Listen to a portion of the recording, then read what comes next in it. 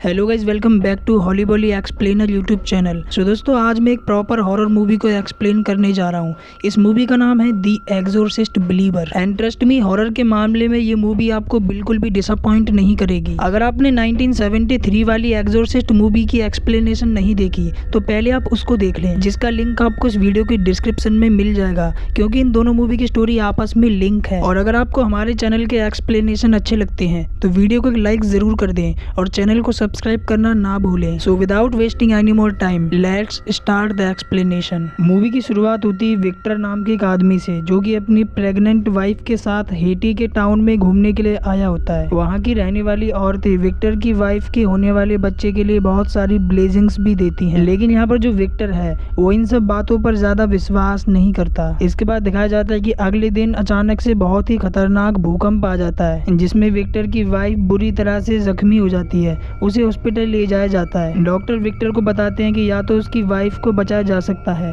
या तो उसके बच्चे को। विक्टर के लिए ये फैसला लेना बहुत ही ज्यादा मुश्किल था। इसके बाद यहाँ से कहानी जाती है 13 साल आगे, जहाँ पर हम विक्टर के साथ उसकी बेटी एंजेला को देखते हैं। यानी कि विक्टर ने उस समय अपनी बेटी को चुना था। विक्टर और एंजेला में बहुत ही अच्छा बॉन्ड है। ये दोनों एक दूसरे से बहुत ही ज्यादा प्यार करते हैं, लेकिन एंजेला अपनी मॉम को बहुत ही ज्यादा मिस करती है। इसके बाद दिखाया जाता है कि स्कूल खत्म होने के बाद एंजेला अपनी एक दोस्त जिसका नाम कैथरीन है उसके साथ पास के एक जंगल में आती है। ये दोनों की दोनों एक रिचुअल करना शुरू कर देती हैं, क्योंकि एंजेला का मानना था कि वो इस तरह से अपनी मॉम की सोल से कांटेक्ट कर पाएगी। यहाँ पर एंजेला के पास उसकी मॉम की इयररिंग्स होती हैं, जिसको वो एज अ पेंडुलम यूज कर रही थी। वहीं विक्टर को दिखाया जाता है, जो कि अपनी बेटी एंजेला के लिए बहुत ही ज्यादा परेशान हो रहा था, क्योंकि अब तक एंजेला घर पर नहीं लौटी थी। इसके बाद विक्टर कैथरीन के पेरेंट्स को कॉल करता है। यहाँ पर विक्टर को पता चलता है कि कैथरीन भी घर पर नहीं लौटी है। इसके बाद विक्टर और कैथरीन के पेरेंट्स टोनी और मिरेंडा दोनों लड़कियों को ढूंढने के लिए जंगल में आ जाते हैं, लेकिन इन्हें दोनों लड़कियों का कुछ भी पता नहीं चलता। इन्हें समझ में नहीं आता कि दोनों लड़कियां कहां गायब हो गईं। विक्टर को यहाँ पर अपनी बेटी एंजेला का एक जूता मिलता है। पुलिस भी यहाँ पर अपना काम कर रही थी,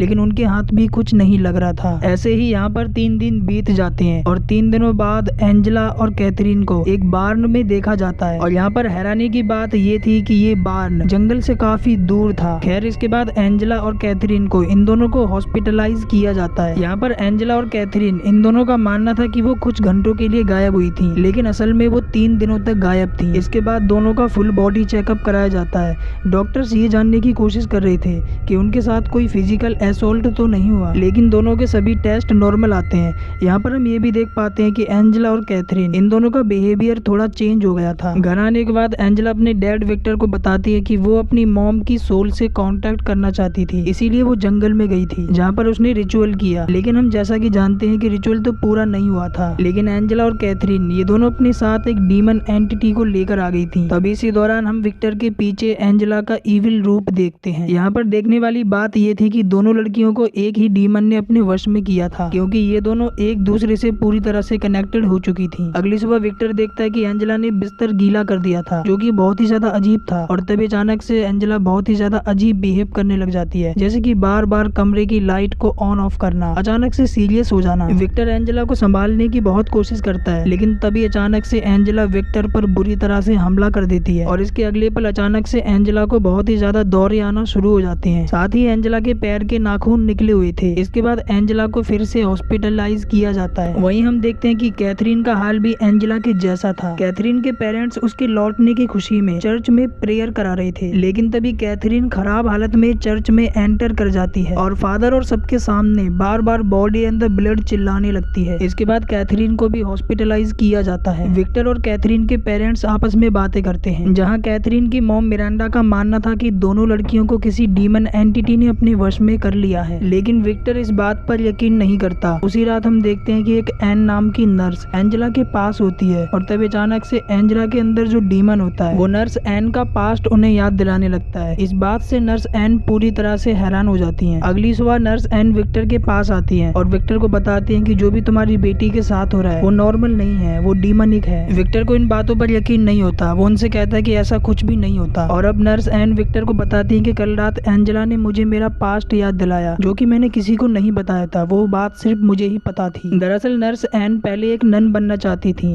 लेकिन उन्हें एक लड़के से प्यार हो गया। इसके बाद वो प्रेग्नेंट हो गई। उन्होंने अपना एबॉर्शन कराया और इसके बाद वो एक नर्स बन गई। नर्स एन विक्टर से कहती हैं कि ये बात मैंने किसी को भी नहीं बताई थी। ये सब जानकर विक्टर भी थोड़ा सोच में पड़ जाता है और इसके बाद नर्स एन विक्टर को जाने से पहले एक बुक देती है। इस बुक को क्रिस मैकनेल ने लिखा था और क्रिस मैकनेल कोई और नहीं बल्कि रीगन की मॉम है और रीगन को एक खतरनाक शैतान ने अपने वश में कर लिया था। इसके बाद विक्टर क्रिस मैकनेल से मिलने के लिए जाता है और उन्हें अपनी बेटी एंजेला के बारे में सब कुछ बता देता है। क्रिस विक्टर से बोलती है कि मेरी बेटी रीगन को भी एक खतरनाक शैतान ने अपने वश में कर लिया था, लेकिन इस समय रीगन कहाँ पर और किस हाल में है मुझे नहीं पता। साथ ही क्रिस विक्टर को बताती है कि उन्हें पहले एक्सोर्सिज्म पर विश्वास नहीं होता था, लेकिन जो कुछ भी रीगन के साथ हुआ इसके बाद उन्हें पूरी तरह से बिलीव हो गया। इसके बाद क्रिस विक्टर के साथ हॉस्पिटल आ जाती है एंजेला को देखने के लिए। एंजेला के अंदर जो डीमन होता है वो क्रिस को देखते ही पहचान लेता है। क्रिस यहाँ पर समझ जाती है कि ये डीमन वही है जिसने रीगन को पोजेस्ट किया था। इसके बाद विक्टर और क्रिस ये दोनों के दोनों कैथरीन के घर पर आ जाते हैं, जहाँ पर कैथरीन के पेरेंट्स बहुत ही ज्यादा बुरी तरह से डरे हुए थे क्योंकि कैथरीन के ऊपर डीमन पूरी तरह से हावी हो रहा था। विक्टर कैथरीन के पेरेंट्स को संभालता है और यहाँ से क्रिस कैथरीन के रूम में आ जाती है। कैथरीन क्रिस से रीगन के बारे में उल्टा सीधा बोलती है और बोलती है कि वो मर चुकी है, वो नरक में है। ये बोलकर कैथरीन जोर जोर से हंसने लगती है। इसके बाद क्रिस पवित्र मंत्रों का उच्चारण करना शुरू कर देती है, लेकिन तभी कैथरीन एक होली क्रॉस को उठाकर क्रिस की आंखों में घुसाकर उन्हें अंधा कर देती है। सही मौके पर विक्टर वहाँ पर पहुंचकर क्रिस की जान बचाता है